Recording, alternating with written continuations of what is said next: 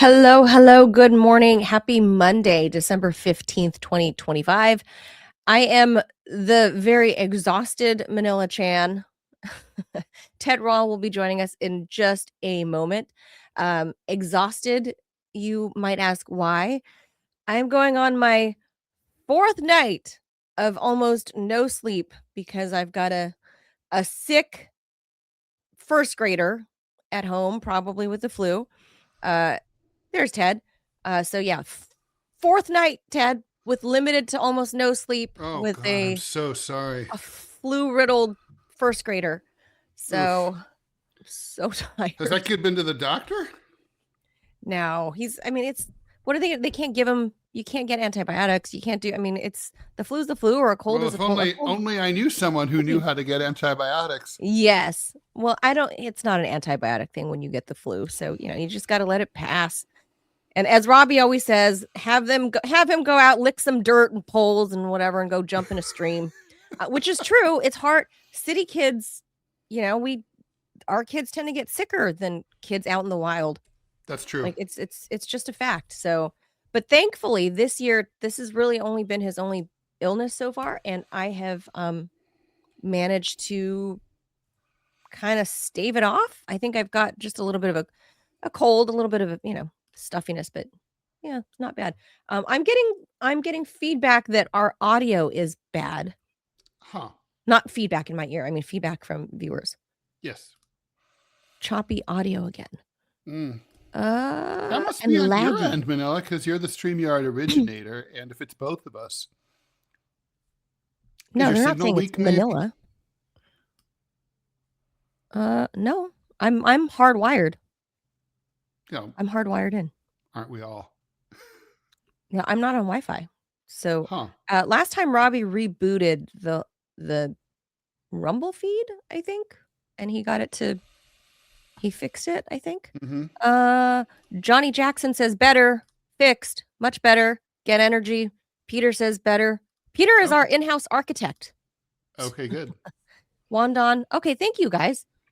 Okay, yep, they say it's good now. All right. All right, I cool. think what happens is just sometimes the systems, because we're syncing so many different platforms, that it takes a little while, I think, to catch up and to kind of buffer. And I think that's kind of why we get a lot of audio chop. Mm-hmm. I don't know. I'm not the producer, but it seems like after a few minutes and Robbie has to reboot stuff, then it kind of all clicks once we're live. So I don't know. So anyway, so welcome to another day of news. It was actually a busy news weekend. Um, and we only do this Monday through Friday at 10 a.m. Eastern time. So please be sure to hit the like, the follow, the subscribe, and the share button.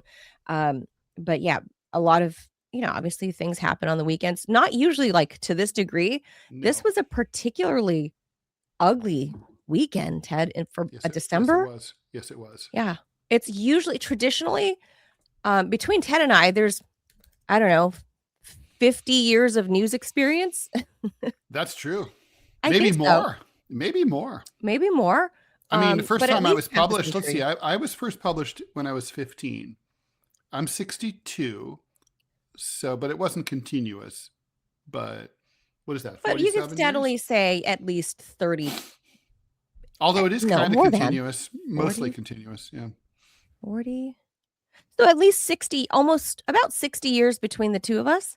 Well, how many Um, years? Wait, you have more than that, I, right? How many years I'm do you have almost you 20 years worked? in.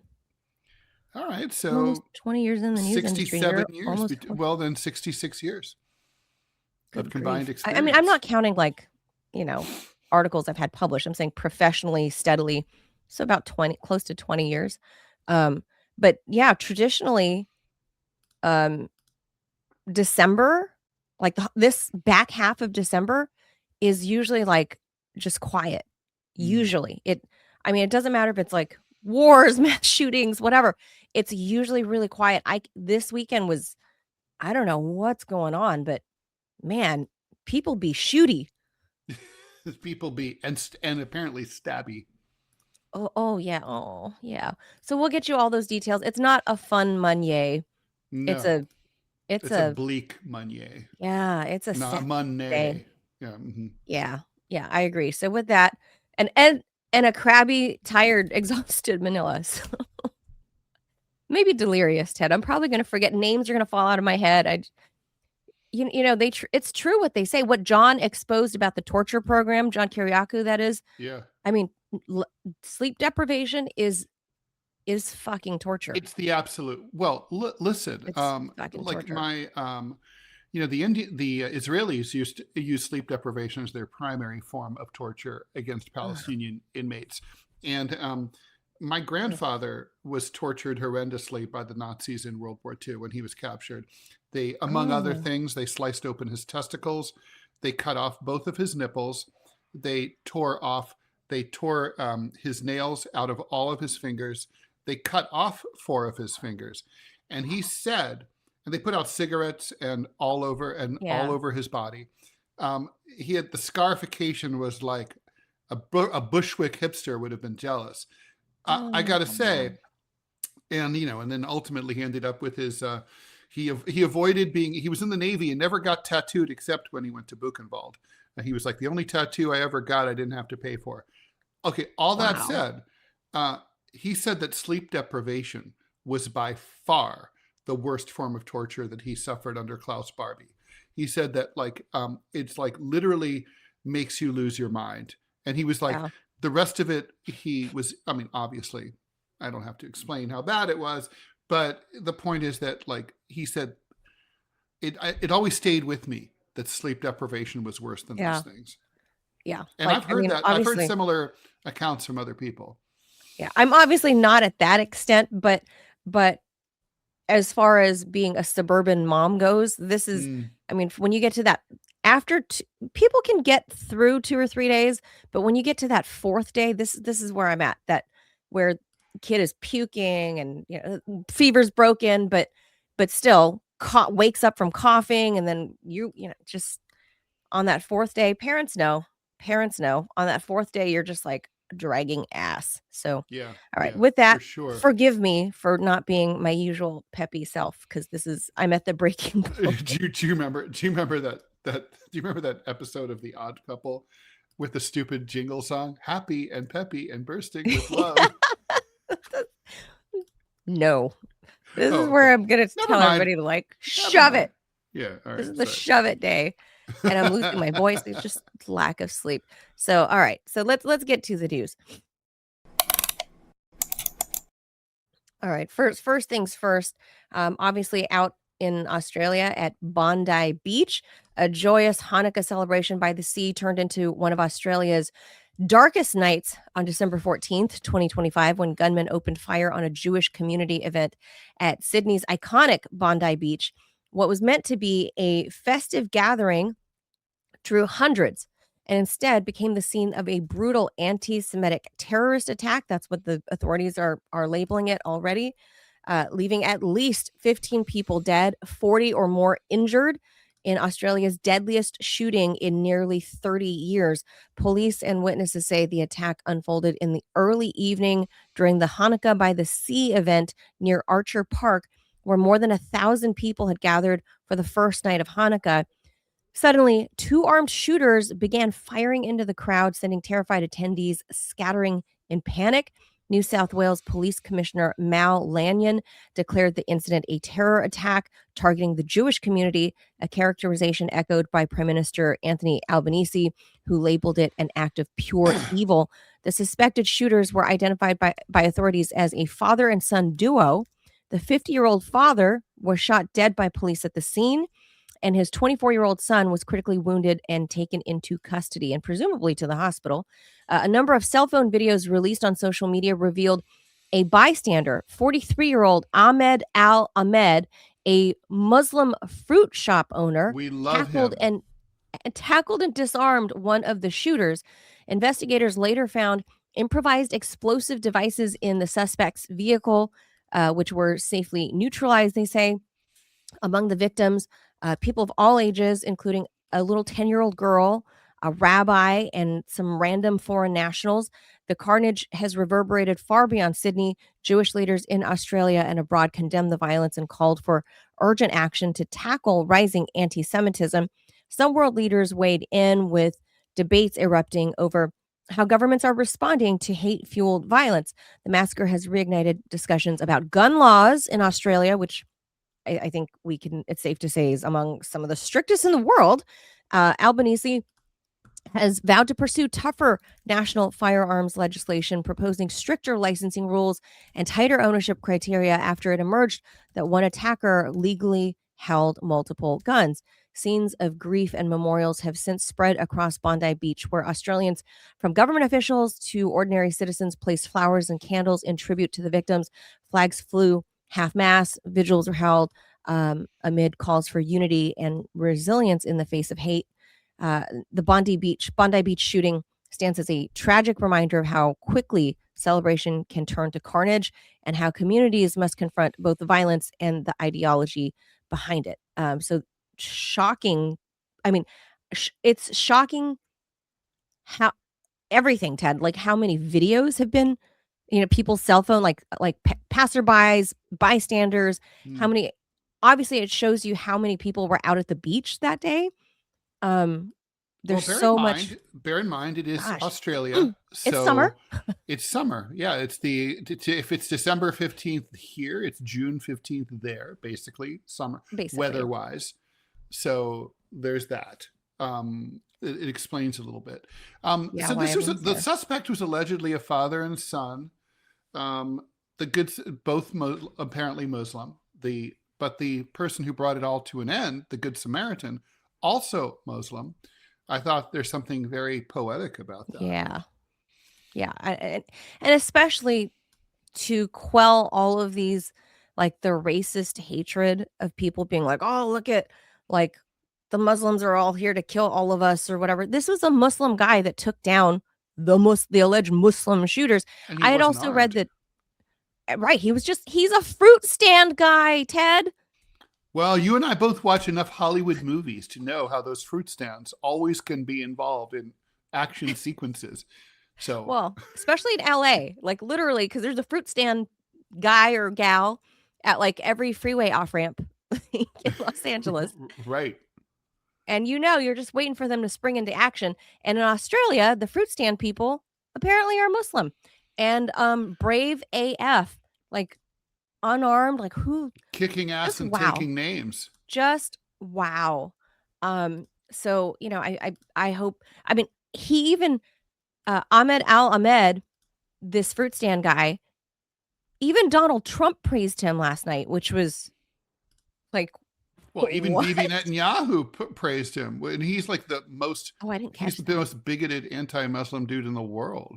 I know, like this is that dude. Seriously, like if there's a Nobel Peace Prize to be given for somebody for bravery or whatever, like this dude, Ahmed Al-Ahmed, should get the $1 million and the Peace Prize. Like, wow, I've never seen a civilian the way it happened. If people haven't seen that video, just you should watch it. The video is well worth watching. For sure. It's a great 40 So seconds. what do you think is the so obviously we have to blame because obviously that's we're Americans and we got to Muslim terror.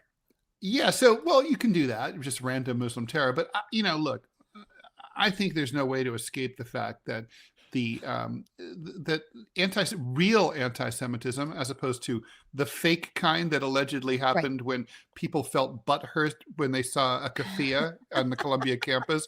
Oh my God, I saw a keffiyeh. By the way, I wish that were an exaggeration. That's literally true. That's exactly how it was. They were wearing a keffiyeh. I was wearing a keffiyeh. I had, which, by the way, my keffiyehs predate the Gaza conflict. Yeah, mine like too. Them, and they're first of all, I think they're sharp, and they're the best scarves. I mean, they're better than the skinny little wool ones well that made. you get. Yeah, they're good. So, the point is that, like, and I had like a guy I assume was Jewish up in this yell at me in the street on the in Manhattan, say, That's the same as a swastika. Oh my God! It's like, no, it's not. Fucker. Ted, you were being super if it were, I wouldn't be wearing it.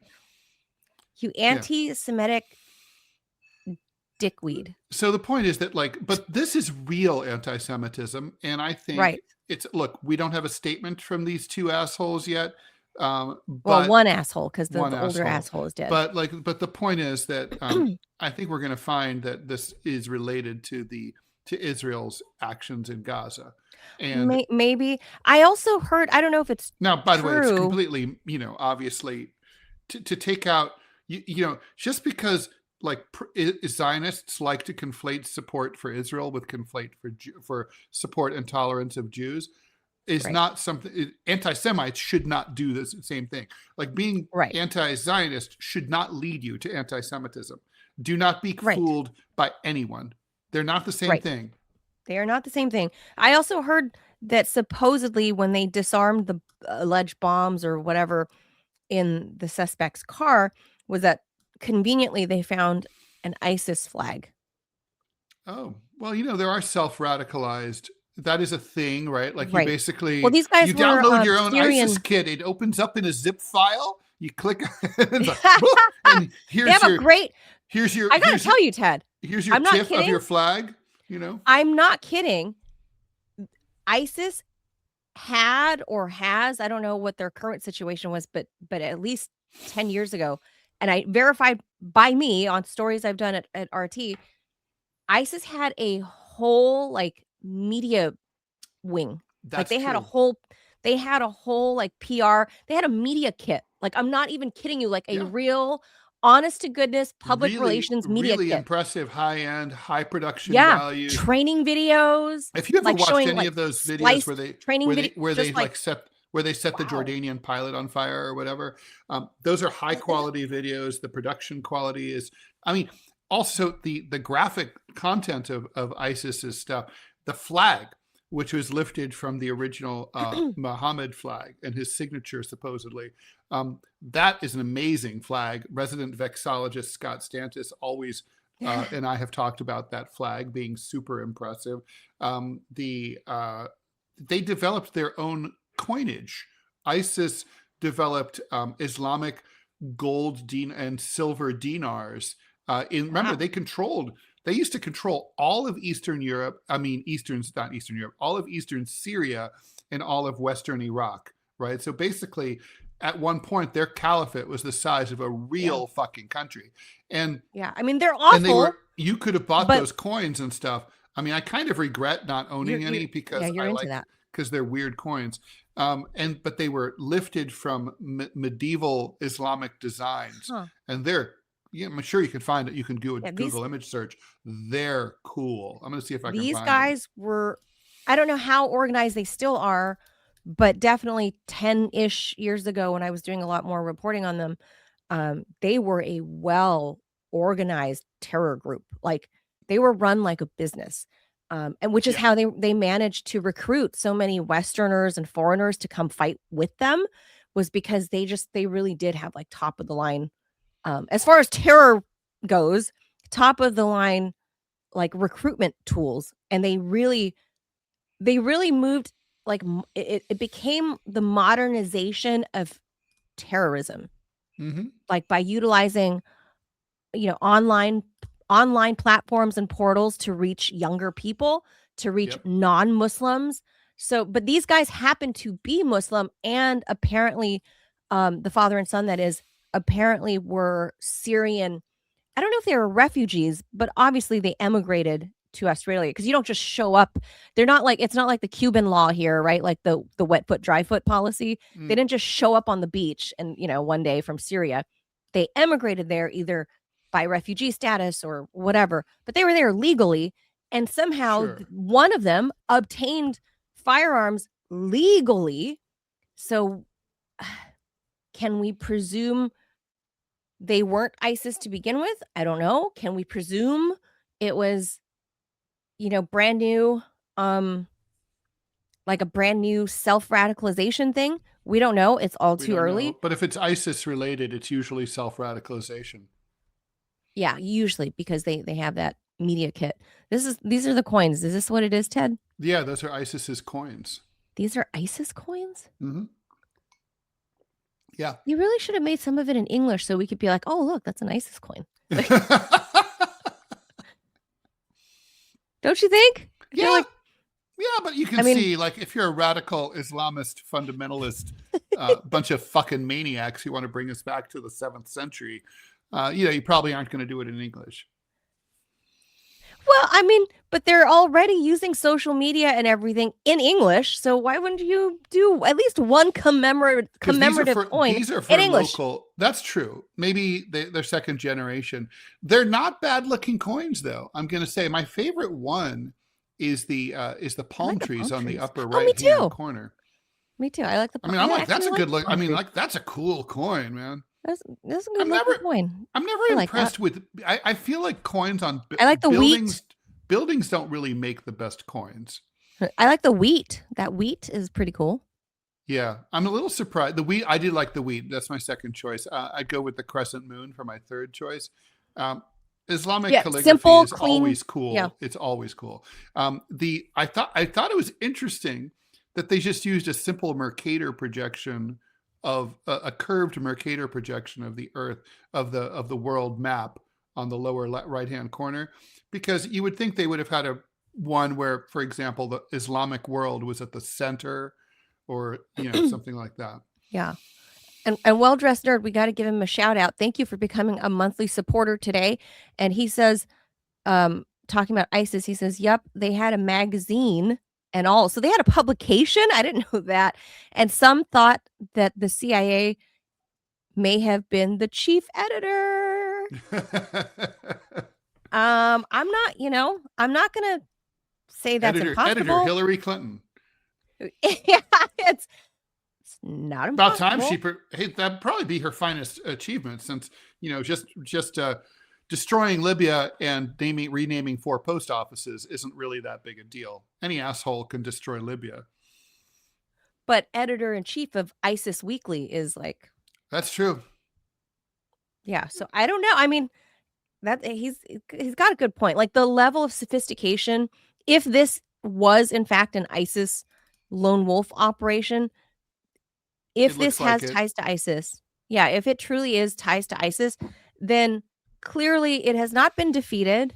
No. I'm gonna say, Ted, in Well, you can't part, defeat an idea. I mean, people say well, yeah, that it's a cliche. It's also a the cliche caliphate. because it's true. And I'm gonna say, in part of why ISIS is not fully or more comprehensively defeated Mm. is because when Donald Trump 1.0 came into office, his actions militarily blunted what was happening with Bashar al-Assad and the Russians, who were holding back ISIS and fucking kicking their asses. Well, that's true. Bottom line, like the Russians were providing aerial support, and the Syrian military was going in there and hand to hand combating ISIS, like on the ground. And that's why they were able to get pushed back. And the caliphate, the physical caliphate, was being defeated. And then Donald Trump comes into office and is like, "Oh, you're going the eastern flank. Can we have the oil fields now?" Like, "Oh, me want oil. We win there. We have oil now." And it's like, dude, the Russians were kind of in the middle of something, and you kind of blunted the whole thing. And then now, under Trump 2.0, Bashar al-Assad is obviously pushed out of office, and now we have an Al-Qaeda leader leading Syria. So Yeah, but what can go is that a screw up, or is that like intentional? wrong? Which? You know which. About like Having the leaving, basically having radical Islamists in charge of Syria. It's like, well, which radical We've Islamists do done you this want in over charge and of over Syria? again. We got rid of how many secular socialist leaning governments have we gotten rid Right. of in the Muslim world, right? Afghanistan, 1979, Iraq, 2003, Syria, I mean, it just goes on and on and on. We keep doing this. Libya, Muammar Gaddafi. Yeah. Yeah, they really don't like that socialized medicine and like soft Literacy, they're socialist. kind of They anti-literacy. don't like literacy. Libya was up to like 87% literacy or something. That's a serious problem. You can't have that. You can't have too many people reading. Yeah, well, that's So, how you get trouble. that's true. That's true. Well, Ted, you know what they say when the slaves here in America, when they started learning to read in that underground railroad, Yeah, they got um, sassy. yeah. So, make sure people can't read and, you know, you got to get ruled by a Muslim extremist. Why would you have a dude with a strange little mustache? I think he was a eye doctor, dentist. What was Yeah, Bashar al-Assad? yeah, that's right. Is he an eye doctor? I Yeah, think he that's was. right. Robbie says yes. Ophthalmologist. Yeah. Yeah, he was an eye he was an eye doctor with a funny little mustache, Uh and huh. he wore suits. Why Yeah, would you want he that looked kind guy of in like a charge? jazz guy. Jazz? You No. know, like the He looked like a mustache, dork. or like a No. dorky Hitler. I think he looks like a dorky dentist or eye doctor. Like he looks like that kind of guy, not the leader of Syria. But anyway, I think needless to Because say, remember, Syria was better off he 10 wasn't years ago. OG. He inherited the gig from his dad. I know, I know. And his dad I think had a similar little funny mustache. So, I thought you were going to say he inherited the mustache from the dad. Robbie says we have ads to do. So go ahead and put that up, Robbie, before we move on to before I hit the jaws.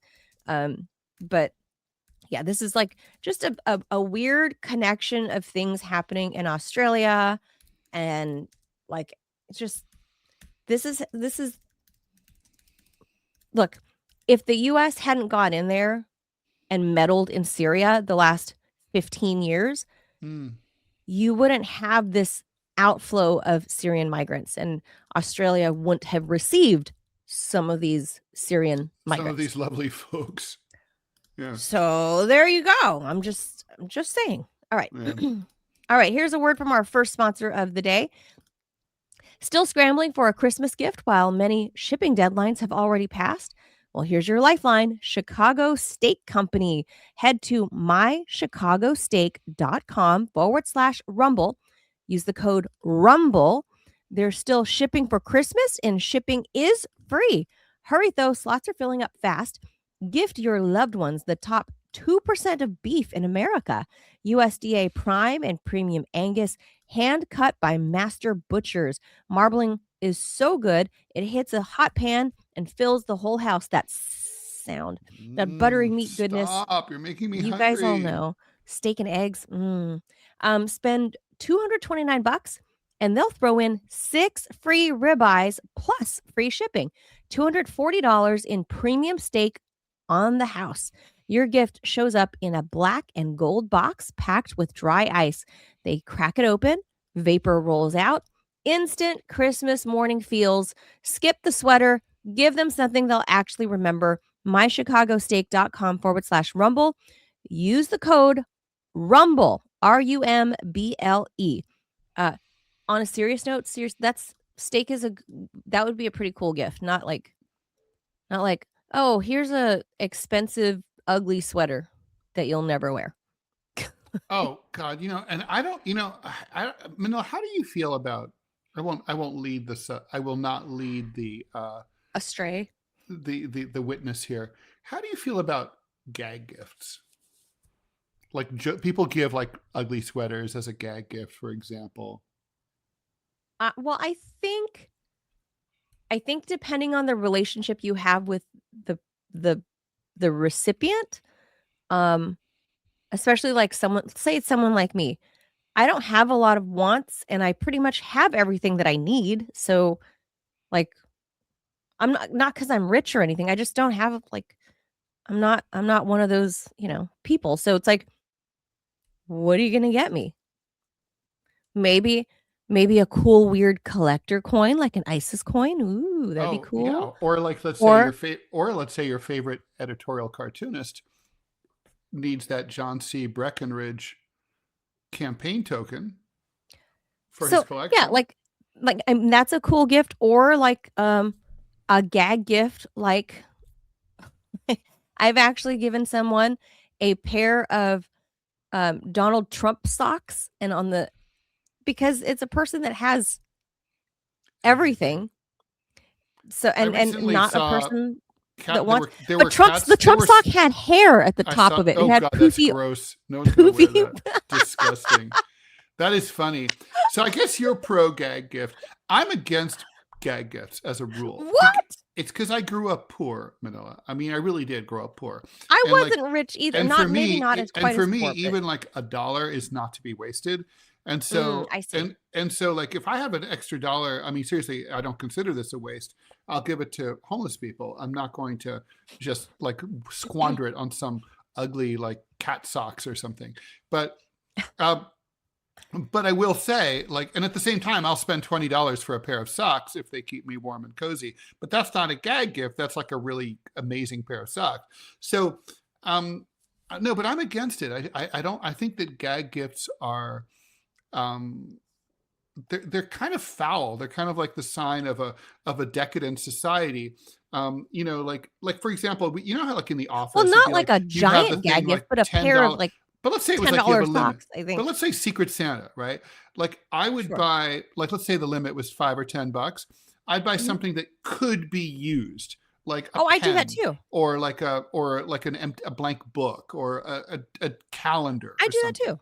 I Yeah. try to make it useful, but, on occasion, I've done, like, a silly gift. But, yeah, when you do, like, the Or white people buy elephant like the or pink whatever. toilet seat, or like I'm like, no, No, no. like, I do no, because then that's just yeah, I actually buy something that whoever received it, even though it's not, like, a fancy gift, like, it's still a use I agree. I buy, like, a useful thing for, like, the white elephant at the office, right? Mm. The office parties, like By the way, a I have an coffee mug Amazon wish. warmer. Do you have an Amazon wish list? I do. It's one of my favorite joys No. to put. You put stuff on your Amazon wish list, and then it just comes sometimes if someone like looks you up, and you're like, it's like, yay! Every day I'm Oh, a I never bride. thought about I've never thought about that. I Oh, don't know. it's a good thing. Yeah. I do my own, like, just because I don't go window shop like, back in the day, we used to go window shopping, right? Just at the mall, right? Like, you go perusing around at the mall and you're just looking in the windows of "Oh, that's a cute sweater on the Only mannequin." girl. Oh, men have never done that in their Oh, lives. oh, Maybe okay, gay because 'cause I'm men, a girl. but no, girls can't do that. I mean, guys can't do that. There's Oh, nothing in the window for a guy. Like what? I mean, like you go to you in yes, the there I don't mall. know, yes, Like there I mean, is. maybe Spencer Gifts. Like, oh look, there's like the snake in a can or whatever. But I'm gonna I go never thought about inside. it. Yeah. I don't know, because the mall There's I the guess lava lamp. the mall is catered to me then, I like a do like girl. lava lamps. It's my I generation. like them. Oh, I Yeah. like them too. But, like, today's modern way of window shopping at the mall is you go on Amazon and you just create, your own not a true wish list, but you're just like, "Ooh, that's cute," and you put that in your list. You're like, "Ooh, that's cute. Maybe I'll buy that one day. That's cute." Like, Mm. I have that, but not like a wish list, Oh well. just a Yeah. collection Yeah. list. So Manila, before we move on to our next story, I have an off topic, off schedule account TMI story for you for everybody. Okay. Okay. Okay. So Tell. I recently, so one of my Facebook friends indicated that he was getting divorced and he's moving out of the country, and he was selling off his stereo equipment. And Okay. so, long story short, I made arrangements to purchase said stereo equipment, which included a receiver, a a pair of bookshelf speakers by Boston Acoustics, and a Oh. CD player. And also a whole bunch of CDs, like probably like 500 CDs. So I made Okay. one big purchase, drove over there, got everything, installed it all, and everything sounded good for the first day. And then the second day, the left speaker like basically went flat. You know how like one speaker is like rich and robust, the other speaker Yeah, yeah. sounds like Chris Christie is sitting on it. So Oh, you're aw, so you're mean. always Chris Christie. So the actually I have to tell you, I would love to meet Chris Christie. He's my favorite Sunday morning talk guy. He's the worst governor maybe that the country has ever had. But he's really a brilliant analyst, and he seems really funny. And He's a good talker. I think he and I would get along. I think I'd like to be friends with Chris Christie. Really? So yeah, I would. But anyway, that's a whole different story. So the point is, and it will never happen. But Chris, if you're watching, let's Like, let's Okay, hang out, bro. yeah, Bromance. yeah. Let's do it. I'll bring the nog, the spiked nog. Oh, you Anyway, know he'd be drinking some eggnog. oh yeah, he and me both. I'll be right behind him. So anyway, the point is, the speaker sounds flat.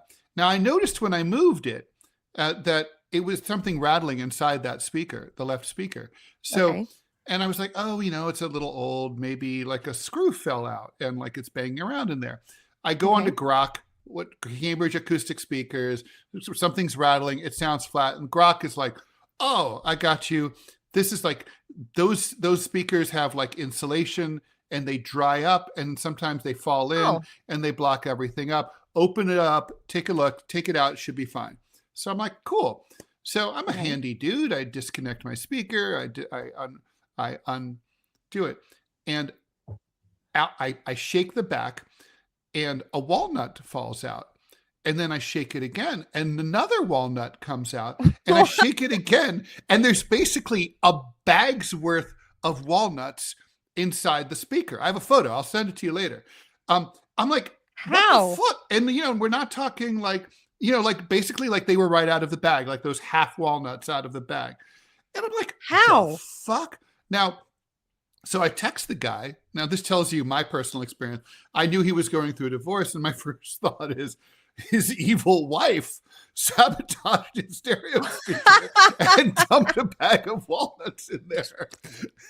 So, although I'm like, What the fuck? that's very peculiar. People do weird shit, right?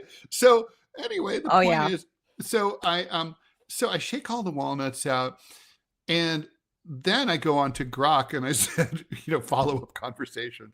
It was full of walnuts. And then Grok suddenly like, of course. You know how like your friend will say like, I use that. And it's like, that happens, Ted. And so it turns out the guy lives in the country, and at some point he had a squirrel inside his house. He told me he loves walnuts. Yeah, squirrels could infest your house like mice.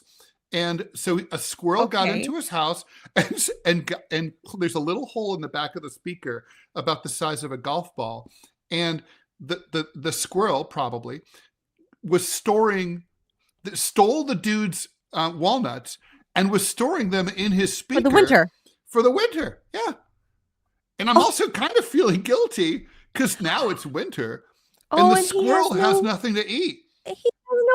You stole his food supply. I did. I didn't know. If he had told me, I would have been like, dude, don't worry, I got you covered. I'll bring you a bag of walnuts, but fresh ones. But leave a bag of walnuts for the squirrel out back. So the squirrel's probably like starving it's cold to right death. now. Yeah, the squirrel is probably, he's hungry. But anyway, it's sad. He may die. So if you see a starving squirrel, you'll know. But anyway, that's my TMI story. So squirrels or other rodents, apparently it's not uncommon that they will climb into your stereo equipment, particularly your speaker where there's a hole, and they will store shit in there. Now that's news you can use, people, especially if you live in rural areas. And this was inside the guy's house and not the garage? I've been to the guy's house. It was inside. He was listening. He was using this speaker when I pulled up. What? How does a squirrel get into your house, like your living quarters, though? Oh, are you kidding? You've never had like a mouse infestation? Not an infestation, but okay. So let me just tell you, anything can infest your house, right? I mean, teenagers. No, but seriously, like a rodent. So a mouse can get into your house, right? And then they reproduce. But the point is, they get in and they're small and they can make themselves little. They hide out when you're around. You might hear them scrambling at night. They get in the wall. They live in the walls too. They get in. Well, I've heard squirrels can break into your attic. I had an infestation of flying squirrels in when I lived in the Hamptons. So flying squirrels, I thought they were an exotic foreign thing. They're not. They live in the U.S. And if you have a house in the country and your tree is over the roof, you should cut that tree down, because what will happen is the flying squirrel will drop onto the roof, and then it will gnaw its way into your fucking attic, and then it'll get from there into your walls. And it drove me insane because rodents are nocturnal, and you hear them walking around in your walls all night long. And Oh, if they're in your walls, they can get out of your walls through the vents and walk around your house and do whatever they want. So if it is, anything, squirrel, flying squirrel, like, Robbie says anything, when he was a mouse. kid, people used to pay him $10 per squirrel that he would capture because they wrecked the roof. Oh, I would have paid you $1,000 to get rid of each squirrel because they were a nightmare. And like, you're not allowed to murderize them anymore because of woke bullshit. You can't poison them, so no one will kill them for you. So instead, you have to have them trapped, and then they like take them to they take them to the forest far away, allegedly, and set them free. I'm not sure I don't kill believe them. that. I don't want you. But officially, that's what they say. I was really I had sad to have about mine Peanut. trapped. What they do is they find their hole. They find their hole. Remember that couple? Yeah. Remember that couple in upstate New York? The OnlyFans couple, the slut couple. Yeah.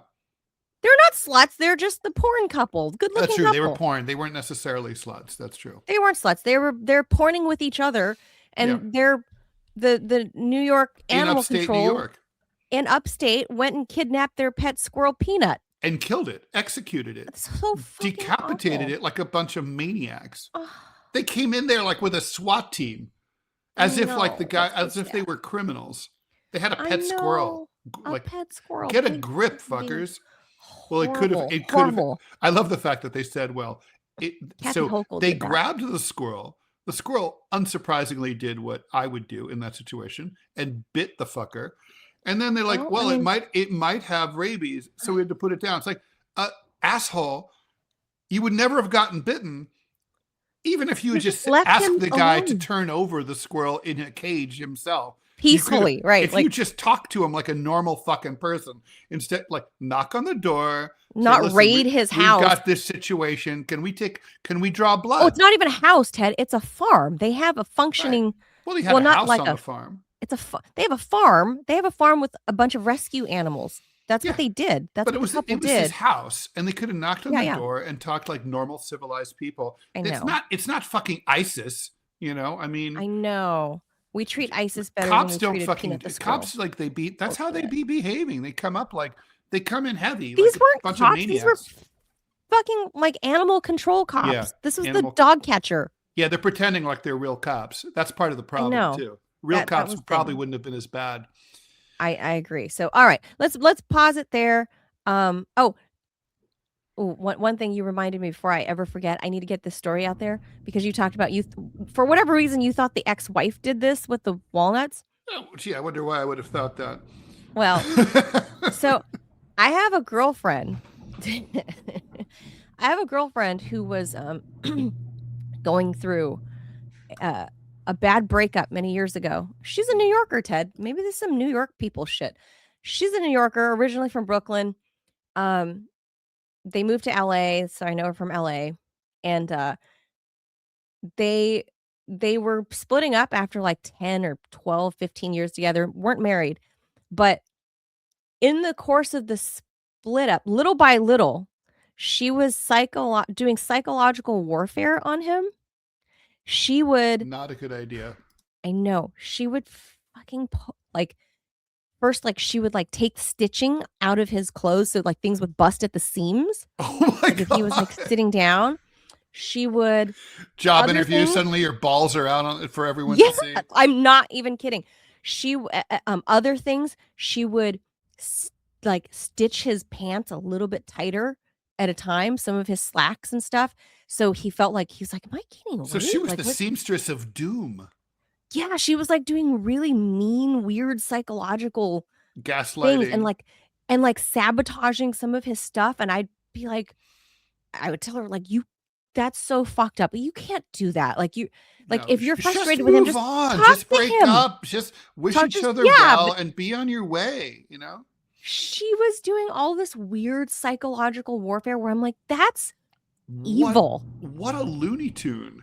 Why would your friend is psychotic? I know. I don't really talk to her as much anymore. I've never. She has since moved back to the East Coast. I had a friend who did shit like that. When he was going through a breakup, he slashed his girlfriend's tires, and I'm like, "What are you, a fucking degenerate? What's wrong with you?"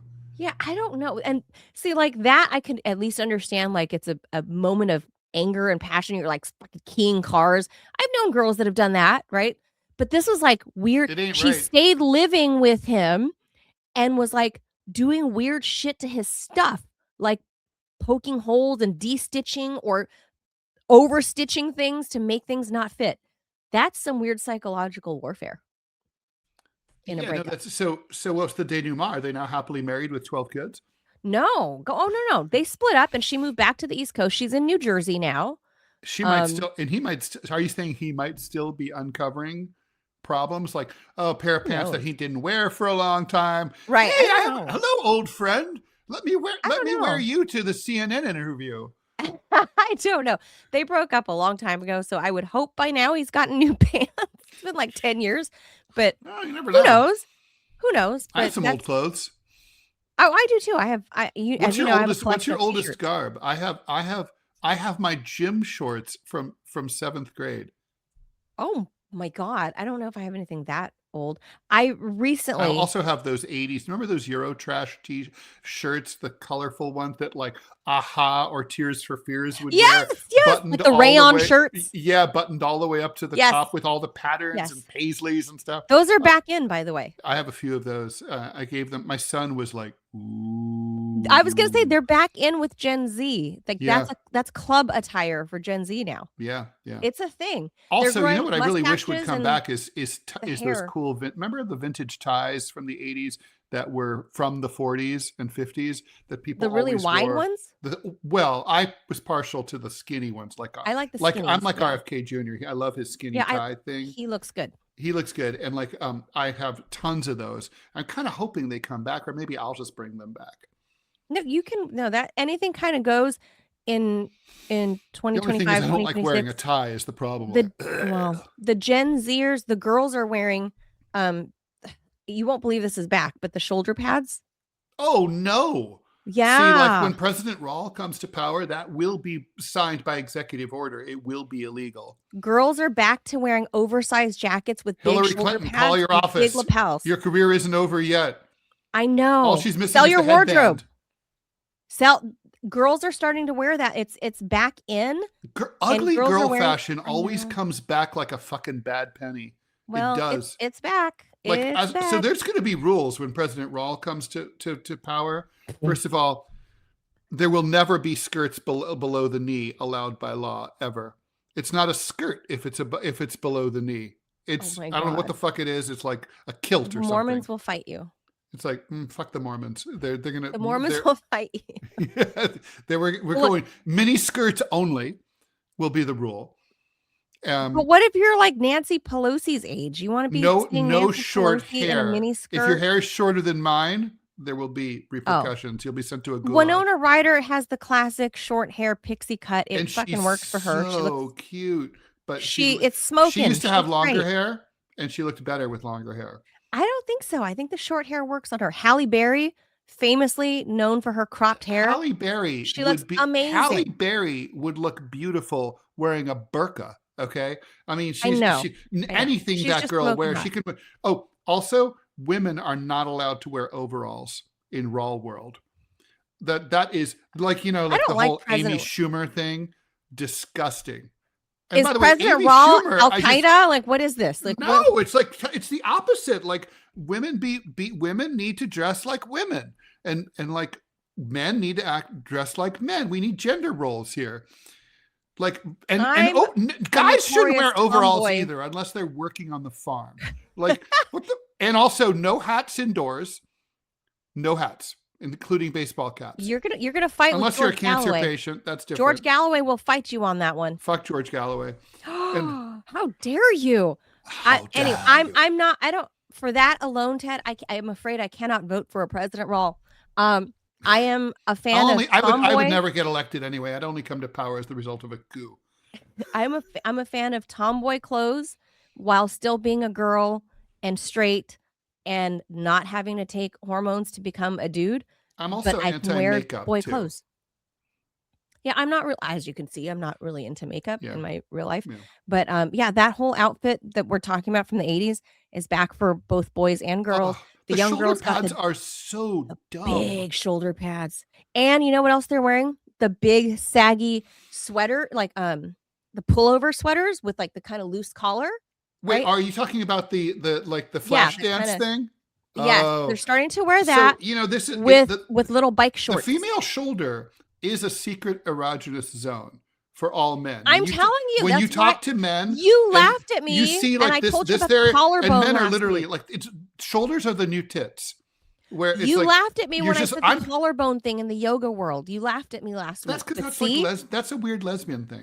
But like Lesbian thing. no guy's ever been like, look at those cut. Girl, I want to get with those. I it's need those but it's collarbones. the clavicle goes right into your shoulder, and it leads. If you have nice clavicles, then you're likely to have nice shoulders and That's lean true. biceps. Yeah, So but you can just look at the that's what we shoulder look. itself. It's not like the way that like ankles are a hint to everything. Like in a In dystopian Victorian world, era, you would be a hoe if you're showing some ankle. that's true. Or in Afghanistan today. But like if you You'd be slut shaming, if Ted. you see the ankle, you're like, good ankles generally indicate good legs. Good legs generally indicate good That's butt. true. That's But true. Good generally, ankles usually indicate but good with calves. Good calves usually and I indicate guess, but good good thighs. clavicles don't always indicate good shoulders because like you And might be most of the you time might it be does. bony, and then like you have like sort of Ann Coulter shoulders, kind of like She's a bony lady, though. yeah, she's like a bird. She's like Skeletor. She's like a bird. Like All right, now we have really strayed. Okay, see, Ted, we turned horrible news into something a little more like blissful for a Monday, like sexy lady shoulders. yeah, Do you guys agree? shoulders are the new Sexy, tits. That's my line for sexy today. clavicle to shoulder is my thing. Like I said, Is there a secret before we move on, in the interest of equal time? Is there a male thing that girls talk about, like that guys would have no idea? Like, oh my God, look at that dude's knees or whatever. Is there something like that? Well, arms are kind of an obvious thing. You can't have like spaghetti noodle arms. It's not obvious. That's the first I've heard. You don't think that's obvious? See, that's the thing. It's obvious to you. As a straight woman, I get like if he has like a skinny. Believe me, I don't spend any forearm- time thinking like, I gotta work on my arms. You guys don't look at that, like, or you know what I always was judgy of, and it's the weird things. If a man didn't have like square-ish shoulders, have you ever seen guys that have like droopy shoulders? Oh yeah. Well, I draw those guys as my characters all the time because I think it's big funny. turn off. Like Steve Buscemi type shoulders. I never noticed. What like you would make a bad coat hanger. Yeah, you know what I mean? Yeah, the jacket would fall right off. Yeah. Yeah, that's something I think a lot of women subconsciously look at when we're looking men know at that broad men. shoulders are angular shoulders are desirable. Yeah, like more square. Like I see this in women sometimes, but not a lot. Women seem to naturally have more of a flat shoulder on top. Yeah, that's true. I haven't. I don't know why. Yeah, that is true. But all right. But that is something that you Arms, single men out there, arms and shoulder, yeah, because there's obviously upper guys, arms. Men know about their upper arms. They don't the really biceps and tris. and I'm always surprised to hear women say that hands are important to them because I'm always you can't have ugly. Yeah. It's like, oh, you're really looking at our hands? Like guys don't. That's not on our radar. That like, not that there's anything you can do about them. Ugly. Except maintain your nails. That's all you can do. You can have like your friend Dan. You can have really gnarly you could be toes. a studly Rob Lowe looking guy, but you have like disgusting toes. A girl is going to be like, yeah, but you could just be like, oh, I used to girls be a are porn forgiving. star, so in bed I always keep my socks on. Yeah, girls are how very like in the forgiving. porn movies in the 80s they always had their socks on. No, girls are very forgiving, but I think there are some things that we will look at, and it can, it'll be a toss up. If you have disgusting hands, disgusting meaning like club fingers. We talked about club feet. There's such a thing as club fingers. I know somebody with clubbed fingers, and it's you should look it up. Not something a It's not lot a of club you want to belong to. Wah, wah, no wah. club foot, as you and some of the rumblers were talking about, like Mhm, Sanchez, mhm. who remembered that club foot. I mean, it does make it never ever failed to elicit a laugh. It's a stupid name for an 80s or 90s It's club. so fucking dumb. It's awesome. Yes, shit like that is all coming back. But I used to go to a bar called Footsie's on the east side of LA. But anyway, Footsies. That's a it's cute name. it's a bar, and they used to allow us to smoke in there even after the smoking ban And could you started. play footsies with people? You could it was just one of these smoky, divey, East LA joints, and it's a thing. I used to go to Footsie's. It was great. All right, we should stick to And could you play we're footsies way with behind. people, or You probably could. It's expected, Ted. You're sitting at the bar. it's You're kind just of like, "Hey, required? footsie." Yeah. The name of the bar, You know, but it's not a my club foot. favorite bar setup for like a pickup bar ever. There was a little micro chain in Dayton called Max and Irma's, and they were known for their Okay. giant oversized burgers. But here's the shtick. I bet they don't do this anymore. There was an old fashioned telephone on every table, like a landline, and there was a lamp over each table with a number on it, like 24. And if you saw someone that you wanted to talk to at another table, you could just dial like their number, and they wouldn't see where the call was coming from. So you could like dial 24, and they'd be like, hello, and be like, oh, you're cute. And you could flirt with them on the phone inside the same restaurant. The call is coming from inside the restaurant. It was so cute. That's so cute. Yeah. I like that idea. I know that you could bring it back. I mean, seriously, someone should steal They do that it. on flights. I don't remember which flight, but not for dating, that you can play like in-flight games. So if you log into the system, I forget which carrier, it might be Alaska, because I tend to fly Alaska a lot.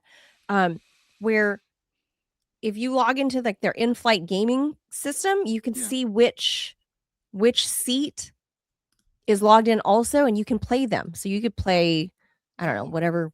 So isn't that like you can like listen to someone else's playlist?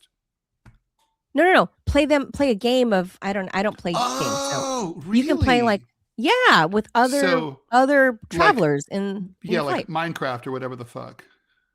I don't think it's that elaborate. It might be like a card game or something like. So you're quietly sitting there like playing games with another person, and I think I saw this on the news. Did anyone ever meet and hook up that way? That they became a couple that way. Oh, that's so cute. I saw a Valentine's story. They're like, I was like, oh, I know that system, because I looked and I was like, I don't want to fucking play with some stranger. Like, I want to play with someone who's on the same plane as me, obviously. Duh.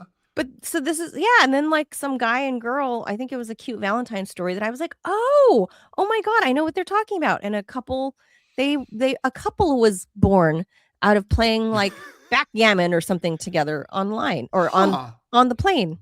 I thought that was really cute. I mean, it's both gay and cute. Well, yeah, it's so gay that it's cute. But here's the thing: it's because today's society, nobody knows how to hit on each other anymore. That's true. So something like this was needed to facilitate this guy and girl. I mean, honestly, I've had conversations with young college age men, and they will say, like, they're scared to ask women out. They won't do it. Because the whole fucking point is like to get turned down, and you build up your but that's not what they're scared of. They're scared of like being like Me Too'd. Like apparently, like now the culture has become so toxically anti-male and anti-boy that like if like you ask a girl out, they say that you're being creepy. So it's better. Oh my God. They literally, and I've heard women talk about this, like young women, like on the subway, and they'll be like, oh, can you believe that guy? He came up and talked to us. He's like, he talked to us. That's so gross. Disgusting. Oh my God.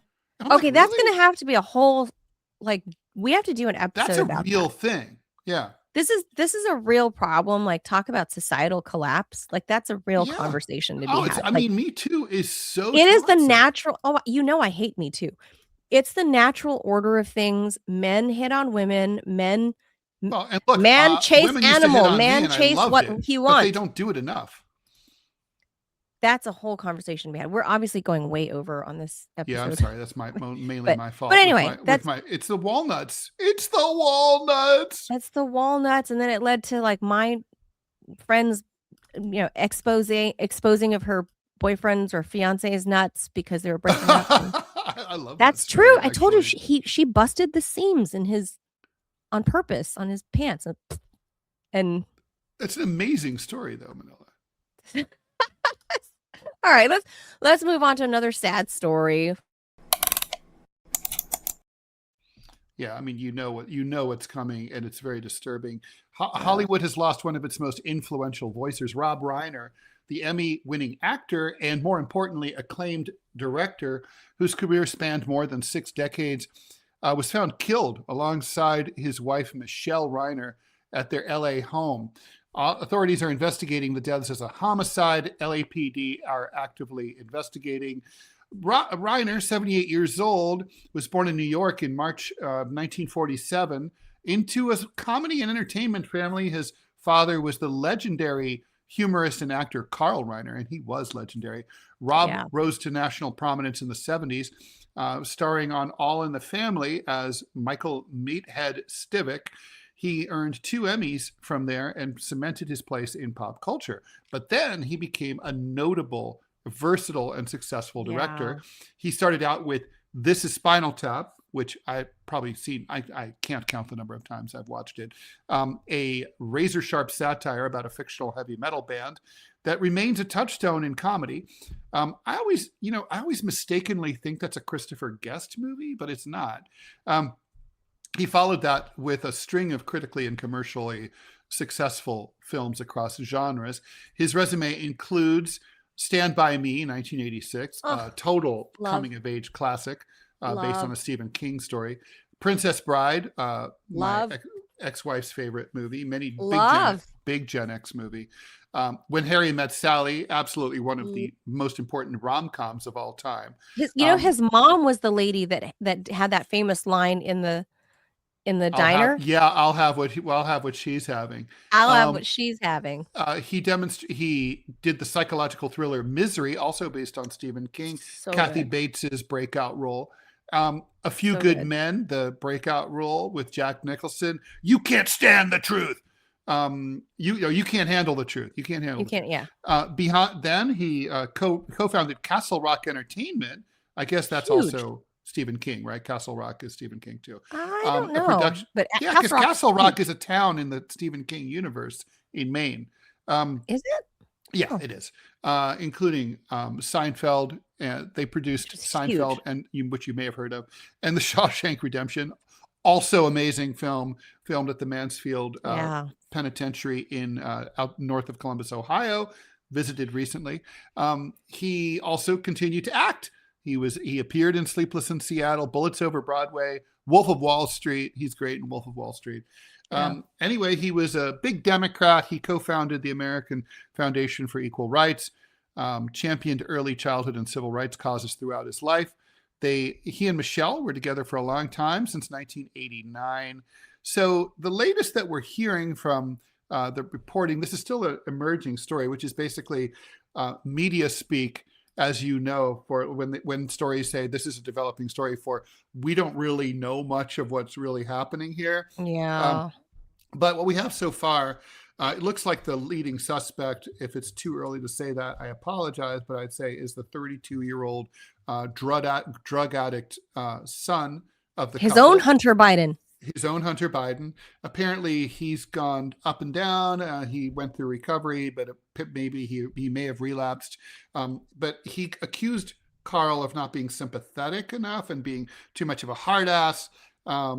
Anyway, so you can sort of imagine what happened there. He's 32 years old. I don't know if he's in custody yet. Nick's in custody now. It was just breaking moments ago. Okay, he's in custody now. And then also the couple stabbing his parents. The throats were slit.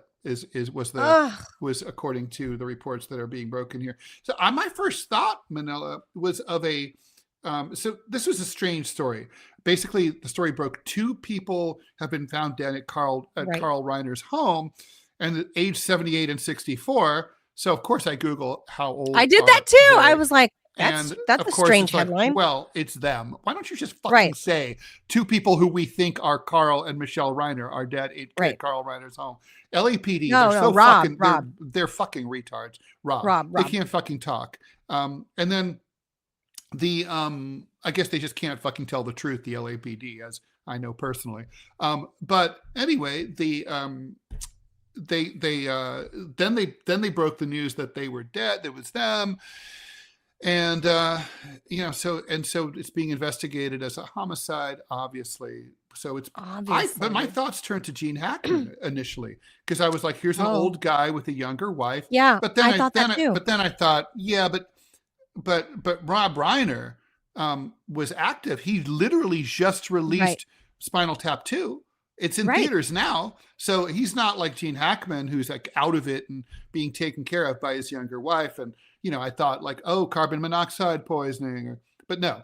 So this Yeah. is nothing I like would that. never think This being only murdered by happened your kid. a stone's throw, a short walk away from O.J. Simpson's wife, Nicole Nicole Simpson's Brown. Yeah.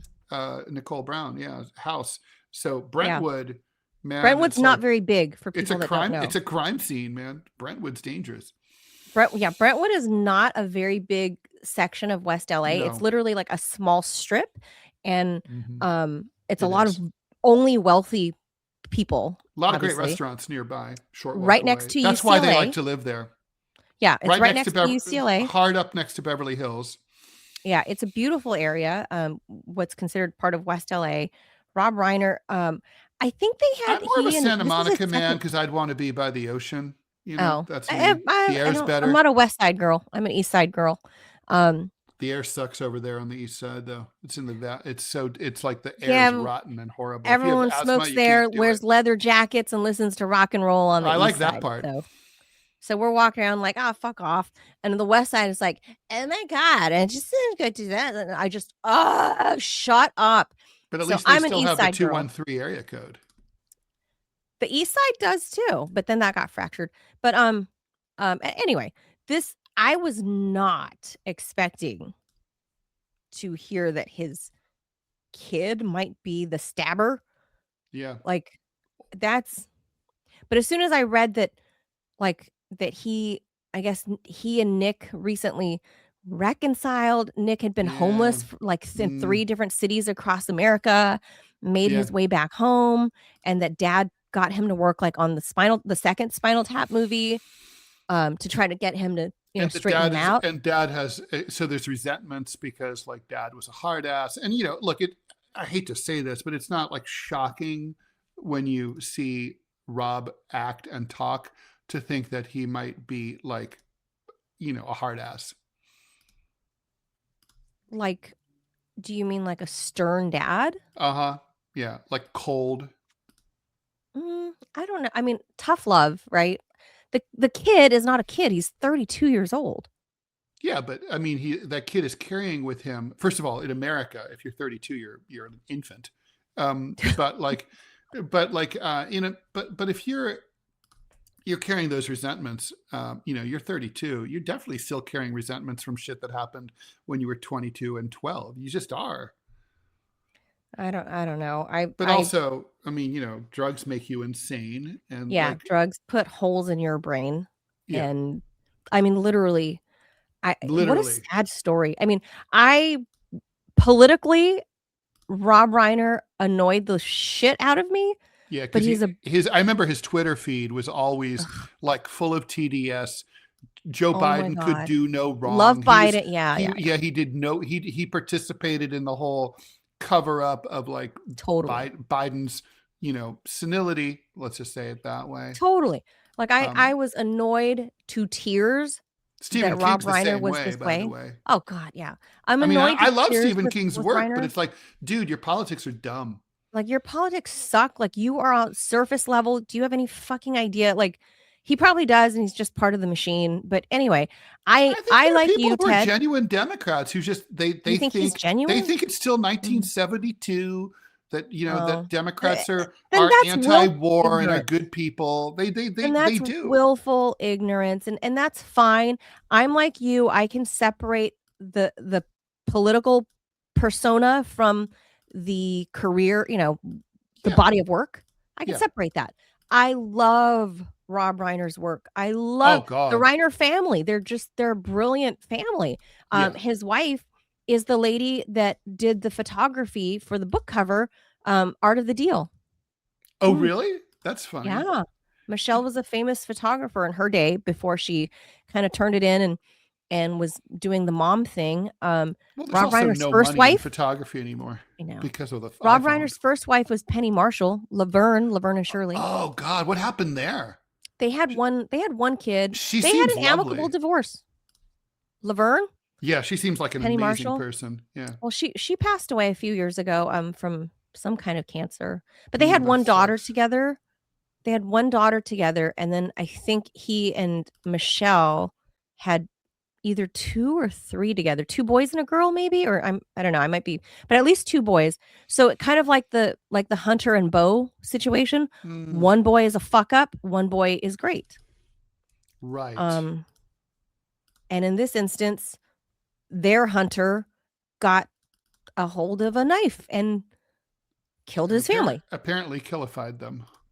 Yeah. So what a horrible I mean, ugh. look, there's all we do have to say allegedly, of course. Oh, yes, of But course, usually, allegedly. look, this is Awesome's razor, right? I mean, most things are what they look like. Yeah, I think I certainly, if you ask my opinion, if he's the only one in the house and the knife has been found, he's Yeah, the only one and alive, there's this history. and he's got mental illness and drug abuse problems, the dots kind of paint the picture for you. Even the LAPD can figure it out. Yes, even LAPD detectives can figure this one You out. know, So Mark Furman, call sad. your office. Ugh, God, what a horrible and ugly, sad story. Like, shocking. But yeah, I know like a lot of people are. He was a beloved character, Well, I a mean, character meaning a person. well, But I mean, honestly, he's just a really tasteful and brilliant director and yeah, filmmaker. I mean, in the same way that like I love Clint Eastwood's movies. At some point, sooner yeah, rather than later, because he's so advanced in years, we will be talking I about his know. legacy. And is Clint? I Well, can look past Clint Eastwood's unfortunate talking to empty chairs RNC and dialogue with the chair. I could look past that. I that could don't be care senility, about Ted. that. That could have been senility. Well, I think he thought it was a comedy bit, but and look, he does have a sense of humor. Speaking of a guy who apparently is not a great father either, you know, Oh, really? Really? yeah, yeah, Clint Eastwood? yeah. Clint Eastwood is by all accounts, including his own, a cold fish. Really? That's Mhm. so sad. His son Scott Eastwood, who was a spitting image of young Clint. Yeah, Hot. yeah. Hot. He's been in a few things, yeah. Oh, yeah. And I Good was looking like, dude. oh my God, he's one of those guys. I always joke like that's the kind of guy who could make me reconsider my heterosexuality. Like, Like, he's, look at like, him. painfully good looking, like, where you're Yeah, like, how is this fair to all the other men on earth? Like, it's not fair. why do you look like that? Well, And your dad looked maybe he like that. works out more than the rest of us. I don't know. I'm just saying in the face, young Clint and Scott Eastwood today, like, I side by think side, Scott they're just might even you be think? better looking. Maybe. Really? I don't know, it's a toss up, but, like, 45-year-old Clint versus 45-year-old Scott Eastwood, it's kind of toss up, but they're wow. But, oh, that's too bad to hear that Clint I never heard that about But him who as a cares? I mean, that's like dad. That's between him and his Yeah, family. It has but his nothing to do body of with work, me. It's not going to stop me at all. Whenever I hear the words "new Clint Eastwood movie," I'm like, count me in. it's usually good. Yeah, I yeah. can't. Same Yeah, thing with it's Rob never going to Reiner. suck. I mean, like whenever I think of a Clint Eastwood directed film that's not as good as they might not be as good as his other ones, but there's never Sure. going to be a shitty one. That's right. And the Rob Reiner stuff, like, huge fan. When I was growing up, I mean, all those movies you rattled off in the '80s, like, that's me. Like, that's my era, like, those coming of age You films, saw, yeah. Let me like just think about it. There's not one here that either of us said, "Oh yeah, I didn't see that," like, "Oh, that's a dud." or These no, are, like, or I didn't even bother to see classics. it. Right? Like, These Y- his movies right there, just When Sally Met Harry, The Princess Bride, Stand By Me. I mean, among my top 100 favorite pieces of film, like I mean, easily. Shawshank Redemption. Hello, did he Yeah, I mean, direct just that or? wow. Yeah, he did. Wow. I'm looking up Shawshank was his. his. I'm looking up his IMDb. He and Larry David were good friends. Obviously, they did Seinfeld. I mean, he really the whole Spinal Tap thing. People don't realize how in that era when Spinal Tap came out in the early 80s, was it? Um, the mockumentary. He pioneered the mockumentary Oh my because that's God! what this Defending was. my defending my life. Albert Brooks. Fucking amazing film. I don't know if I know that one, but So good. So good. what a loss. The What a American shocking sad President. loss. Great movie. The Just Story of Us. Great movie. great.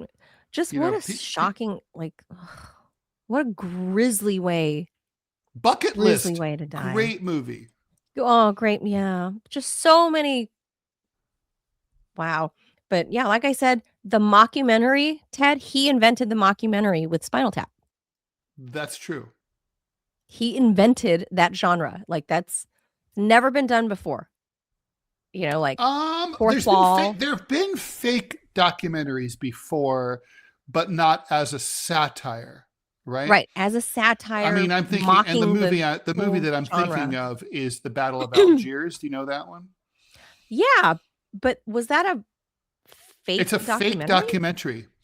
So basically, it's from the 60s. It's about the French conflict against the independence struggle in Algeria. It's basically it's France's Vietnam. France had a Vietnam, but their Vietnam wasn't the war that destroyed France.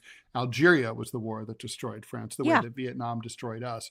And and so basically they created, based on true on true history, they recreated a documentary, a fake documentary of that conflict, and it is fucking amazing.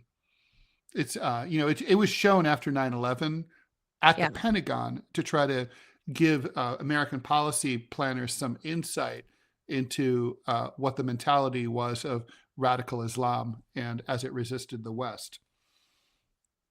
Yeah, I remember in college. That's why I was like, I don't remember it being a like a farcical documentary, but It's not the battle. farcical. It's just fake. Oh, In other words, it's not oh, it's not in real time. It doesn't portray. It's not right, filmed at the time. It's acted. right. Okay, I see what you're saying. Because I remember in college they had us watching. I forgot what class, but that was on the assignment list. Maybe it was my one of my film classes. That's a The you battle had a for good Algiers. you had a good teacher there. Yeah. Yeah, I remember specifically. That was the only time I'd ever watched it. I was like, oh, but it's been a long time. I don't remember what. Yeah, but yeah. So this is a sad. Ted and I were talking about end of the year premiums, and one of Mm. them we were gonna do was those who we lost in 2025, Yeah. and now we're adding Yeah. He will be on there. Yeah. he's a Hollywood giant. Forget his position on politics. What a way to fucking go, right? Like to have a fight with your fucking drug addled son, and he fucking, and you guys. I mean, you can just imagine the screaming and the But like the carrying mom on, and too. then the fucking lunatics like slits both of your throats. Ugh. I imagine like mom tried to intervene, like he's doing this to The horror dad, of it. and mom tries to intervene, and then like Could have gone the other way though. just what a horrible like. And of course, And basically, this is 3 people have been killed because he's going to go to prison the rest of his life. well, just I mean, he's I, done. You know what I mean? Like 32, like whatever. Where was he gonna go anyway? Like I don't know. And now the family's gonna be in shambles. Like like the siblings, the surviving siblings.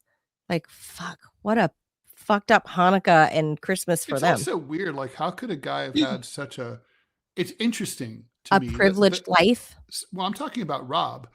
Oh, How he could have had such a successful career, like a colossus, a shooting star, oh, right? And then at the same time that he had this incredibly awful for the last I imagine 15, 20, 15 years at least, situation with his own son. I mean, I don't know how many fucking great cartoons I could draw if I were going through something like that with my kid. You know? Well, I don't know. Just it's the law of odds, right? Like, it's not that he had that many kids. He had either 3 or maybe 4, 3 or 4. But if you have enough kids, chances are one of them is gonna be a fuck up. Because it's True. true. There's always one that's a fuck up. Yeah, But if he that only is has 3, then 1 out of sad 3, but true. it's yeah, something didn't work out there. And I think Nick is the youngest one. I think Nick 32, which would have made Rob 46-ish or Yeah, 47. he must have been one of the youngest ones. Yeah. I think he is the youngest one. And the other 2 turned out fine. So I don't know. I think Hunter is Ashley Biden is the youngest one. That's the one Joe had with Jill, is Ashley. Hunter was the youngest of the first 3 of the Biden children from his first wife that died in the car wreck. Because there was the little girl that died with Joe Biden's first wife in the car wreck. Mm-hmm. So she was the eldest, and then it was Bo, and then it was Hunter. Hunter was the only survivor. Well, Hunter and Bo in the car. Yeah. Mm-hmm. Yeah, in the car. And then Bo got sick with brain cancer and died. Mm-hmm. So Hunter was the youngest until Jill had Ashley Biden. Mm-hmm. So there's something to be said about you're an only child, Ted. There's something to be said about youngest children. I'm not an expert on that, but being fuck ups. Yeah, there's something to be said about true. That's true. That's certainly that's tended to be the case with the people I know who have big families. Yeah. So there you go. They're spoiled. All right. Yes, that's exactly right. All right, let's move on real quick, speed through. All right, here's this one. Here's one that nobody is talking about, and I think Ted and I will both lament. Amazon's quiet breakup with the U.S. Postal Service is shaping up to be anything but quiet, and it couldn't come at a worse time for the mail system already bleeding cash. The Postal Service just posted a $9.5 billion loss. Mail volume keeps sliding, and packages have become the financial life raft, keeping the whole operation afloat. Now, Amazon, one of USPS's biggest parcel customers, is signaling it may pull back sharply, shifting deliveries into its own rapidly expanding logistics empire. That move threatens to turn a chaotic money problem into a full-blown delivery crisis. For years, Amazon and USPS were a marriage of convenience. The Postal Service handled the expensive so-called last mile, especially in rural America. Amazon got cheap nationwide reach. USPS used Amazon parcels to subsidize the collapse of first-class mail. Everyone benefited until Amazon no longer needed the help. Amazon has spent the last decade building a parallel delivery universe, fulfillment centers, branded vans, regional hubs, and a workforce that increasingly rivals traditional carriers. What started as a way to guarantee prime shipping has become a vertically integrated logistics machine. Now the company is flexing that muscle, signaling it's prepared to walk away if contract talks with USPS don't improve. The scale of the potential rupture is enormous. Amazon-generated parcels reportedly bring in more than $6 billion a year for USPS. Lose that volume and the math breaks fast. USPS relies on dense package routes to make universal service work. Strip out millions, possibly billions, of Amazon packages, and suddenly tens of thousands of routes stop making economic sense. Some estimates warn that up to 31,000 routes could be affected if parcel density collapses. That doesn't mean instant shutdowns, but it does mean slower delivery, higher costs, and fewer options, especially in rural and low-density areas where private carriers don't want to operate without subsidies. Amazon, meanwhile, is perfectly positioned to absorb the shift. Its delivery fleet is increasingly electric, with thousands of custom vans already on the road. Rivian, which supplies many of those vehicles, stands to gain as Amazon pushes even more volume into its own private network. The message is clear: Amazon doesn't want to rent infrastructure anymore, it wants to own it. Publicly, Amazon is hedging, insisting no final decision has been made. USPS is saying very little, but the economics are already shouting. A postal service that lost $9.5 billion in a single year cannot easily absorb a multi-billion-dollar revenue hit, especially when letters are disappearing and Congress remains allergic to real reform. This isn't just a contract dispute, it's a power shift. A tech giant that once leaned on the public infrastructure is now outgrowing it, and the public system left behind may pay the price in slower mail, higher costs, and a delivery network stretched thinner than ever. Now, Ted, we had Bubba on, and Bubba was saying this is the end for USPS, and this is before the Amazon news broke. Um, I agreed with Bubba's assessment, but that's not what I would like to see happen, because USPS should be a national public or national public service, or a national good. Like, there are no other ways for some people to send out communication. You know what I mean? That was one of the things that separated, and I could say, having lived abroad, there was no mail system in Dubai when I lived there. And I didn't live there in the fucking Stone Ages. What? What are you talking about? Yeah. I'm telling you, there was no mail system. You had to go to the post office to collect any mail. There were no mailmen. You mean there was There's no mail. home delivery? No, there's no postal service like we have here stateside. Well, there was a postal service. If there's a post office and there's stamps, and you can mail things, service at your home the way we know it. There's no home delivery. There's no mail carriers as we know it in Dubai. And that was 2008. I don't know if they do that now, but they didn't even have street names back then in 2008, Ted.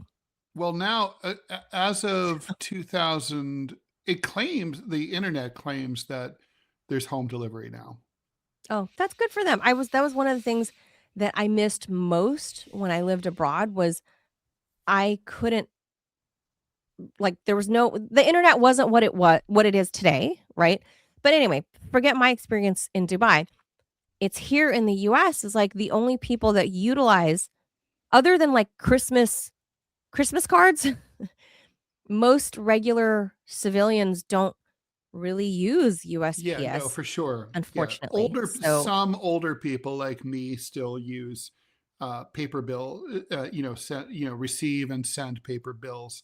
But basically the amount of, even for someone like me, I used to write letters. I don't write letters anymore. Nobody does. So it's like those things are gone. If you get a letter now, it's a wedding invitation, right? That's about it. Those are the only things that are still wedding invitation. And I've even Christmas gotten some cards. digital ones of those. So yeah, people are going digital that way too. But there are things incorporated into US law, like formalities of things that are like delivered, like court papers and stuff like that. Mm-hmm. Like like certified mail, so that you have proof that the person actually received it. That's it right. always amazes me, like that people will send something like by email, and it's like it's a legal matter. It's like, well, you have no proof that the person received it. Or DocuSign. Right. What's the proof that the person received it? That's right. So I don't like this idea. Here's my thing. As you know, I've said this before. To me, so first of all, I hope that the Amazon comes to terms with the post office, and basically, I hope the post office rolls. Part of the problem here, Manila, is that the post office, the postal system, has to pay out $5 billion a year to the general fund of the U.S. government. This is a law that Republicans passed a while back. So when we hear that, like, the Postal Service lost $9.5 billion, well, they've been saddled with a debt that has nothing to do with them. And they have to pay $5 billion. So they really only lost $4.5 billion that year, right? How do you lose money, though? Being like, Well, because they Operational have bigger costs. expenses than they have revenue. I know. But so here's the I thing. know. In my opinion, even in a capitalist society, all essential services should be paid for and guaranteed by the federal government. Yeah, I think this is Is one of mail those. an essential service?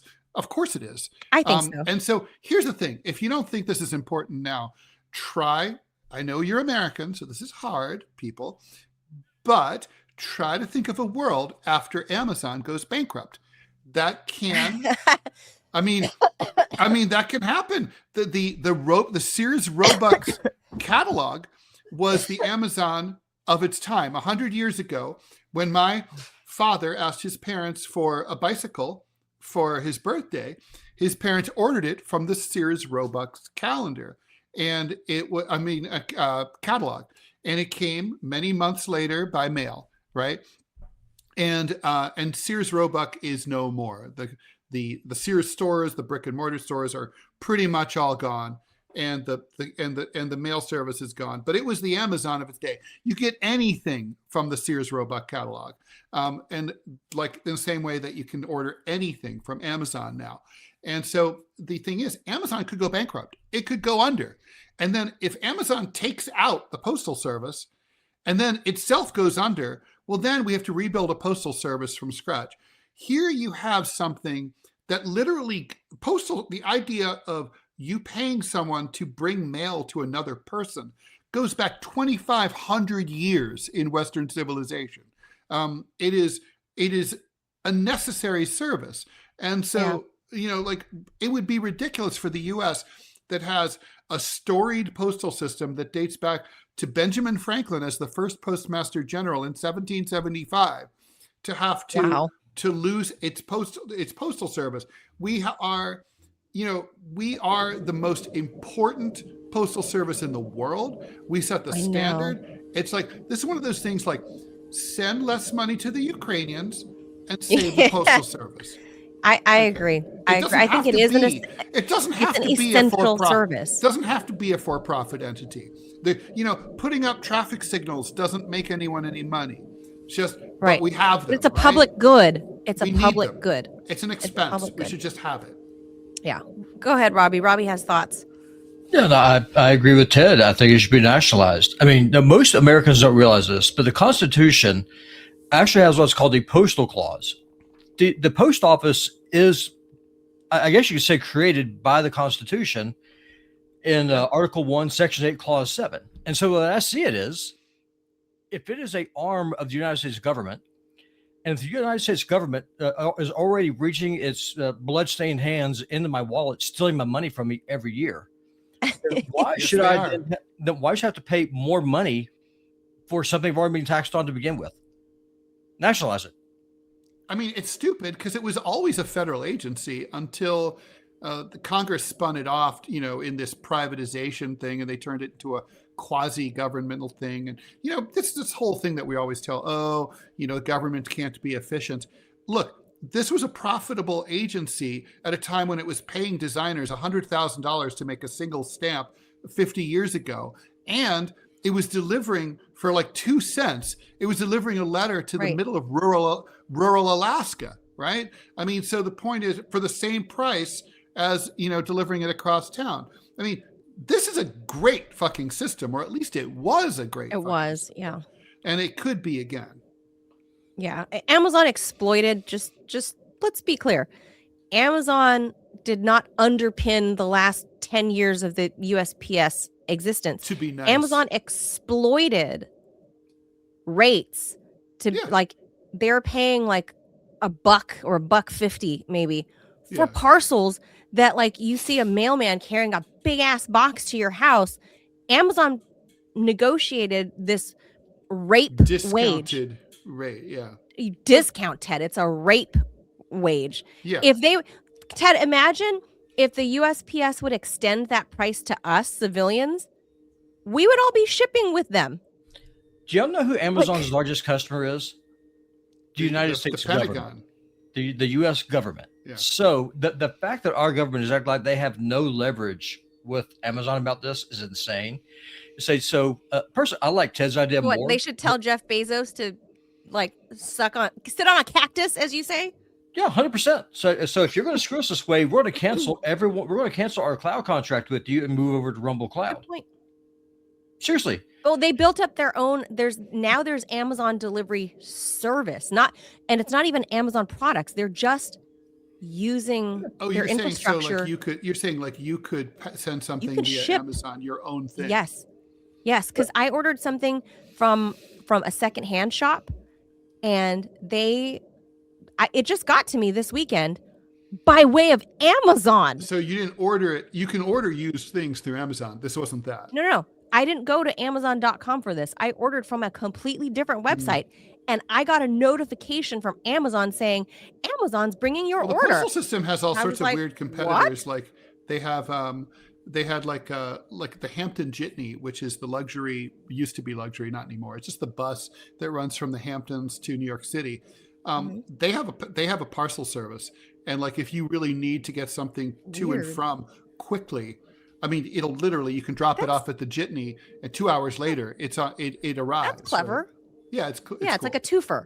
It's like we're headed that way anyway, so why not? That's sort of like how, I mean, mail has evolved organically over the years. Well, but it's in the idea of a gypsy cab, right? In the 13th century, country. right, the early system in the West was called stranger's mail.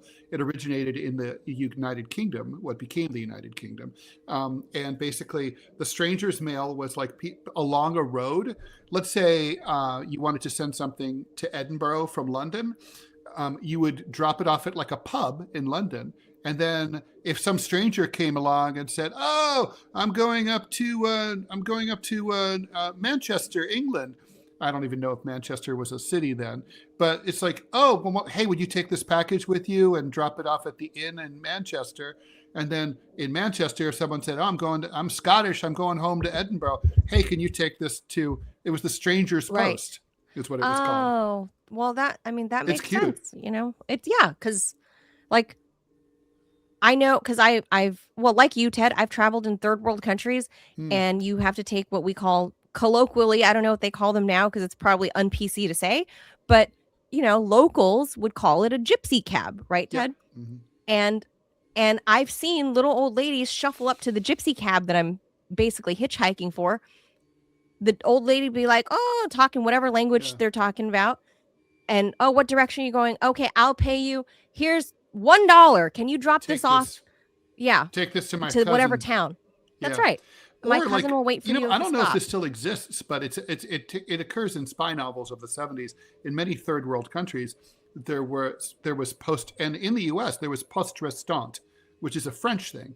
And what it would be like is like you could literally write Robbie West, care of Manila, Philippines Post Office, and then if and when Robbie West ever happens to breeze into the post office in Manila, you could say, "Hey, do you have a package for me?" And it would be waiting on a shelf for him. Yeah. So like if you knew someone was on the road, like let's say you really don't know when they're going to show up, but you just say like, "Robbie, I'll send you your the It'll meet you in Bali. I'll send you the thing that I said I was going to send you." Robbie can sweep in and pick it up, and like on one of your stops in your world travels, and you don't have to have a PO box. You don't have to have a PO box or anything. They call it Back to the Future when Doc sent the telegram to Marty. Yeah, it's like that. Yeah. Yeah. Gotcha. This is It's so cool though. Post restante. I hope you're right. I had a funny post restante experience in China where Chinese people are some of the meanest women in the world, which is saying a lot because mean and woman kind of goes together. And anyway, I had post restante, something sent to me in rural China, and it was a package, and I needed that package, and I go to the post office, and the lady goes, "Not here, go away," and I'm like, "I see it right behind you. It's right there. Give it to me." And she's like, "Go away. It's not for you. Go." And I'm like, "I'm not going away." And she's like, "You go. I call police." I'm like, "That's my package. That's my name right there." So finally, I clambered over the counter and she's screaming bloody murder like, "Ah! Ah! Ah! Evil Westerner, white big nose devil, come over, clamber over." And American Batman. and I'm like, "Bye, fuck you, So what you're saying is that she did not get the Robbie Logan health diversity training that was had to go through 4 different times in less than a year. No, Well, Chinese bureaucrat is always right. just, the answer is always like, no, get out. That's true. That I know that firsthand. Robbie, I hope you're right that the government gets some balls to stand up against Jeff Bezos here, because Amazon has actually been raping the post office, not helping them. I don't think they have any. They're in a position to negotiate. What I hope is that the U.S. Congress decides that we, America, Democrats, Republicans, and everything else want a fucking postal system that works.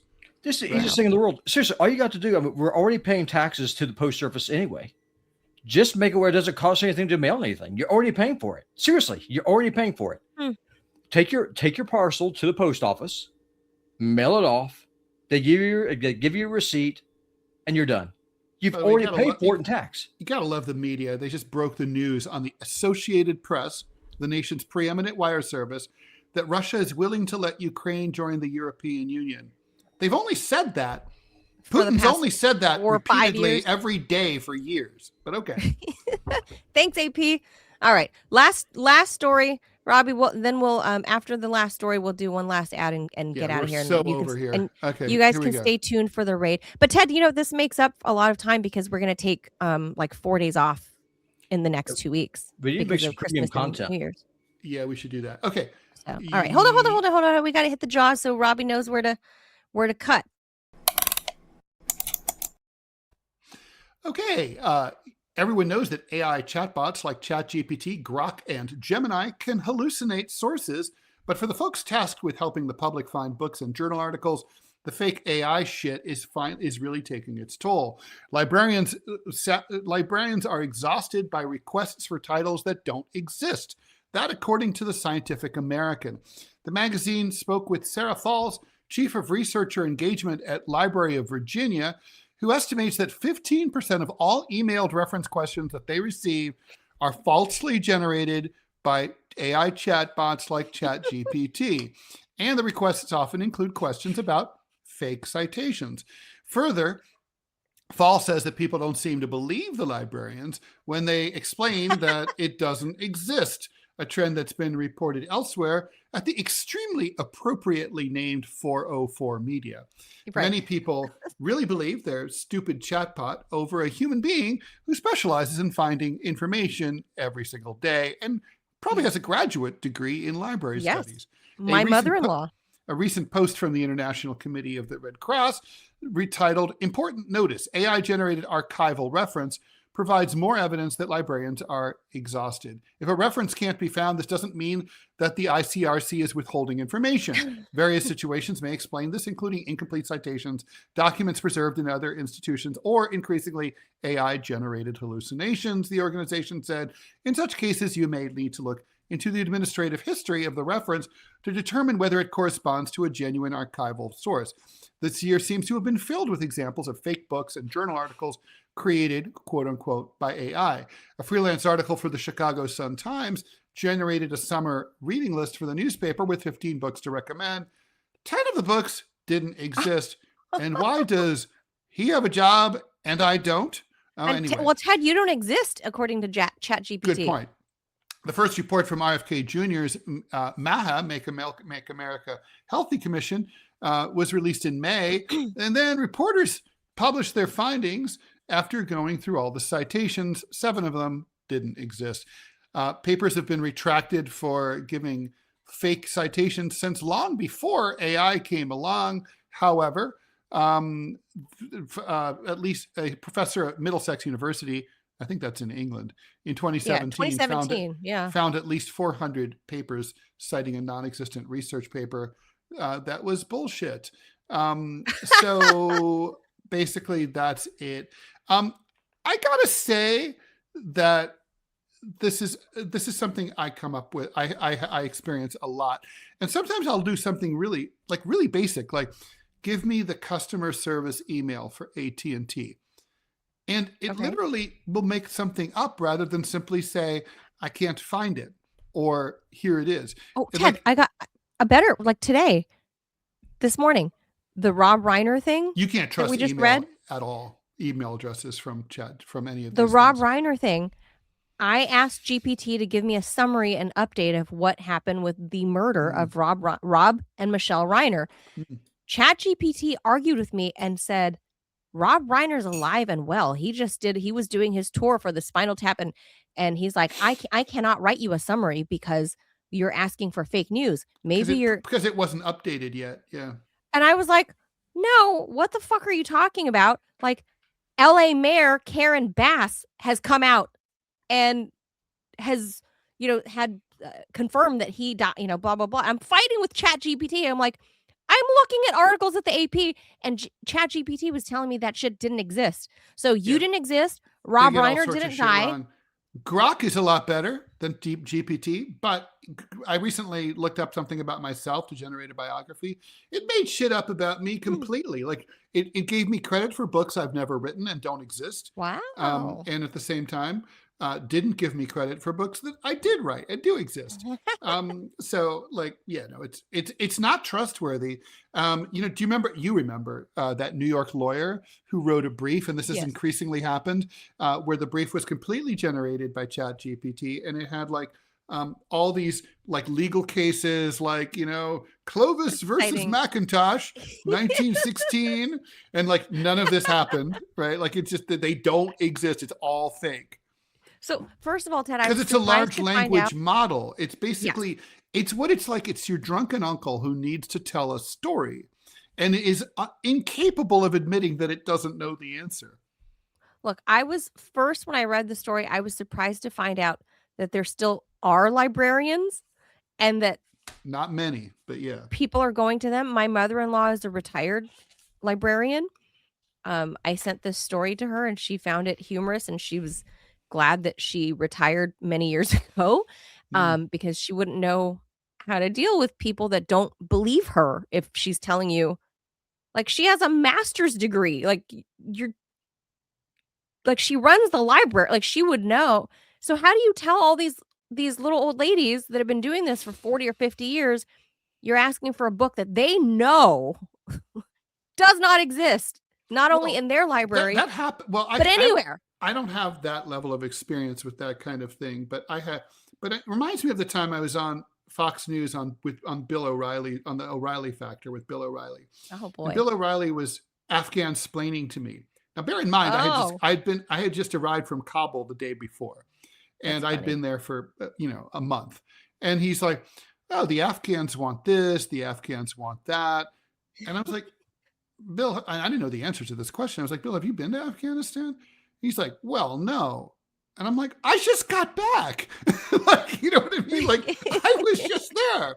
I mean, I'm not like the expert, but I have been there. So it's like that. It's like, you're a librarian. Like librarians can be wrong, sure. But also, look, the answer here is education. People need to be told, they need to understand that they can't trust what's on. Probably Congress should pass a law requiring them to put a disclaimer on these search results, like disclaimer, these results may or may not be accurate, right? Really? Yeah. That's the thing. Ted and I have been railing on use it for fun. AI. It's not real though. Like, it can help you. It's an assistant, but like a human assistant, your 22-year-old fucking intern can fuck up. It's like, here's what it's like. It's like you're the president and you have an advisor. Now, your advisor might, like Dick Cheney, give you bad advice and say, you should invade Iraq. But it's on you what you decide to do, right? So, like you have a GPS. Your GPS is probably right 99% of the time. Telling you to drive off the pier in Santa Monica? 1% of the time, it'll tell you to do something like that. So it's up to you. Like, you have an advisor, but use your fucking common sense. I use Grok and all the time in order to research articles. I use Grok and GPT every day. And what I do, but it's so interesting. I will write stuff as a stub. I'll be like, sometimes I'll include some of the information that Grok tells me. And then I go back and I carefully check every line. And then Grok itself will be like, no, that didn't happen. I'm like, but you told me it did, You bitch. just told me. Yeah. I got it from you. The worst part, Ted, is like, okay, kids today, I don't know if they even still have the manual card catalog of books like in the no, library. Those are long gone. You can buy those card catalog, those wooden card catalogs, like at estate sales and like They've done away with antique all stores. They've been gone for I feel decades. But I feel like you need that as a backup. Just like I agree. I still have a Rolodex. Like, oh wow, because you are old school. I haven't had one of those in 20 years. I like where like physical cards that I can touch. I still keep a manual day planner, right? Right here. I like writing it. Yeah. and I have a digital one, but I feel like the library should have a redundancy plan like that, right? Like you have your digital card catalog and your manual, like hand card catalog, just to double check against things. And that maybe then the young person going to the librarian to be like, can you give me this book of blah, blah, blah? And like you can then double check against the card catalog, against the digital card catalog. And then you can even go to Amazon yourself and see if that bookstore, the Amazon bookstore, has it, or go to a regular Google and see if the Google's has it, right? Go to eBay and see, because that's what I do. If like I cross check against what GPT or even Grok might tell me, especially when they're citing a book or whatever, right? I will check against, does this book actually exist? Number one, like I'll go to eBay and see if the old book exists. I'll go to Amazon, see if the book exists. I will search the interwebs and see if it's been quoted by other reputable sources. But I understand the average Gen Zer or somebody that's just not somebody that trusts technology too much is just going to take whatever AI says at face value. Yep. And that's not good. And the end of that's the end of society, Ted. It is. All derps. All derps. Yeah. And they won't even be able to mail each other anything. All right. Well, what a sad. So here we are. It as we go close in on 2 hours. Yes. We got to go. You guys stay tuned for Robbie. Stay tuned for just a minute, please, if you can, to help Robbie out as part of the raid here. He needs to hit some metrics. Even if you don't stay for the whole thing, if you stay just while he like fires up his Putinbot gaming stuff, that will help. I think Robbie said we have another ad to do before we say goodbye, and then we'll say goodbye. But please stay tuned. No, killing. Okay, we're going straight to the ad. Straight to the raid. Thank you all for tuning in for this long episode. A lot of days off later this month, though. So have a great Monday, everybody. We'll be back. Stay tuned. Putinbot Gaming. Adios. Bye. Bye.